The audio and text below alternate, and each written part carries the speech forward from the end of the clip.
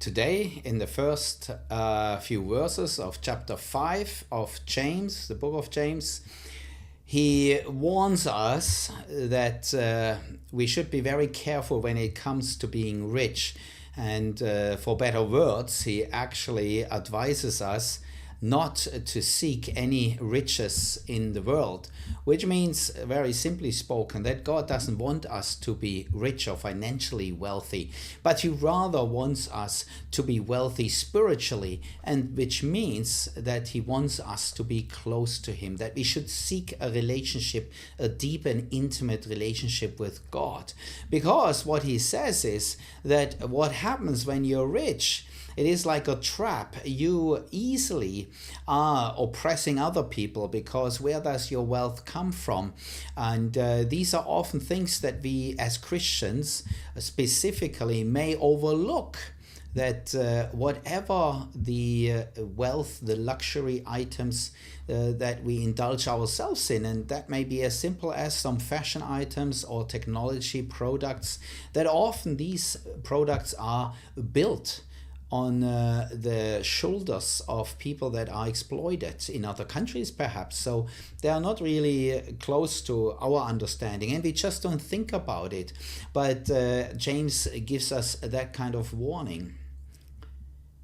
Then we have to also think about whether we are part of the rich, and we have to reflect very strongly that actually in the United Kingdom, for example, as in most of the Western world, we can consider ourselves as very rich, because we definitely have those essentials that God promises to provide for us, like food or shelter or clothes on our bodies, that we have them in abundance, to be quite fair.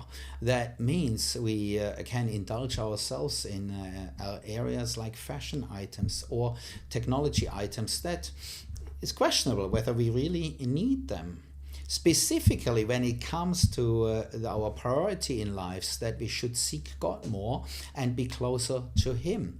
And if anybody asks what does it mean and how can we be closer to God if we have to work so hard for a income for our living, then I can only recommend you the book by Brother Lawrence that tells us how to be close to God in everything we do.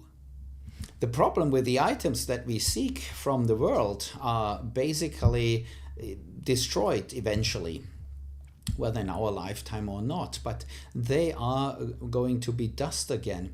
They are not established for longer.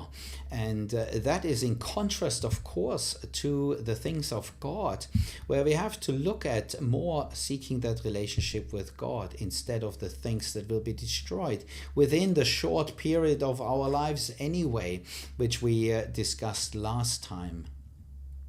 So let us not get distracted by the worldly things that we seemingly strive for, but let's focus on God and strive for godly things. Whatever you get and receive in this life, in this world, comes from God anyway. It is only borrowed from God. You do not possess anything and you do not deserve anything. Everything we have comes from God. We saw that in the book of Job. So let us be reminded that we have to give thanks for whatever you have, and as long as you have it. If you don't have it, don't be sad or even challenge God. Why don't I have it anymore? But why has somebody else, for example, got it? Yeah, no, that is the wrong attitude.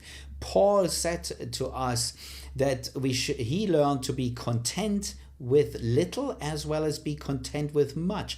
Be content in every situation, because otherwise it happens what James says: you go out for the riches in such a way that is not pleasing God. And the only thing that pleases God is if we seek God more, have a better relationship. We want to get to know intimately, because nobody wants to be told that he never knew you. And that is what Jesus says, that some who believe they are Christians are being told. And here James gives us one of those reasons that we lose ourselves in this world. And that is also something we have to consider from the passage of the sower. So be mindful and be on your guard. And that you can only be when you see God in everything you do and give him praise and thanks for everything you have. Because we all deserve nothing. Not even eternal life. Remember that.